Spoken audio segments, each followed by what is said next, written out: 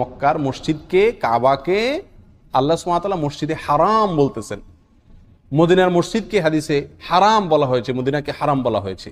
এখন প্রশ্ন হলো, নিষিদ্ধ কাজ, খারাপ কাজকে হারাম বলে, তাহলে মক্কার মসজিদ, মদিনার মসজিদ এটা তো খারাপ না, এগুলোর আল্লাহ তাআলা কেন হারাম বললেন, নবী সাল্লাল্লাহু আলাইহি ওয়াসাল্লাম কেন হারাম বললেন? প্রশ্নটা হলো এটা। এই প্রশ্নের উত্তর হলো, হারাম শব্দের আসল অর্থ হলো সম্মানিত। হারামিম এই মূল ধাতুতে যেই অর্থটা আসে সেটার মূল অর্থটা কি? সম্মান, ইজ্জত, মর্যাদা। নিষিদ্ধ কাজ, চুরি ডাকাতি যেগুলো নিষেধ করেছেন আল্লাহ সুবহানাহু ওয়া তাআলা, সেগুলোকে যে হারাম বলা হয়, সেগুলোকে কেন হারাম বলা হয়? কারণ এই নিষেধাজ্ঞা, আল্লাহর এই নিষেধাজ্ঞাটা সম্মানিত। আল্লাহর সম্মানার্থে এই কাজটা করা যায় না। আমি চুরি করব না, ডাকাতি করব না, কেন? এটা হারাম। হারাম মানে এটা আল্লাহর নির্দেশের বা আল্লাহর নিষেধের সম্মানার্থে আমি এই কাজটা করব না। কথা বুঝে আসছে?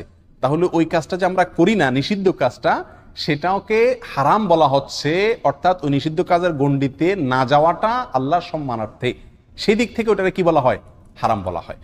হারামকে যে হারাম বলা হয়, সেখানে হারামের সরাসরি অর্থটা চলে আসে, অর্থাৎ হারাম মানে সম্মানিত।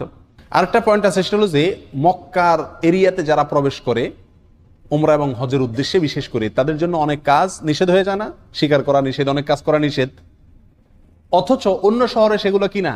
নিষেধ না। যেহেতু এই শহরে অনেক কাজ নিষেধ, সেই জন্য এটাকে হারাম বলা হয়। হারামের আরেকটা ব্যাখ্যা এটাও। আবার এই শহরে নিষিদ্ধ কাজ করলে, মদিনায় নিষিদ্ধ কাজ করলে, মক্কাতে হারাম কাজ করলে, সেটা অন্য শহরে হারাম কাজ করলে তার চাইতে আরো জঘন্য অপরাধ। সেজন্য এটাকে হারামের শহর বলা হয়। অর্থাৎ এই শহরে স্পেশালি উমরাকারী হজ ব্যক্তির জন্য কিছু কাজ হারাম, আবার সাধারণভাবেও যে কোনো অন্যায় কাজ এখানে করা অতিরিক্ত হারাম। সেদিক থেকে তাকেও হারাম বলা হতে পারে।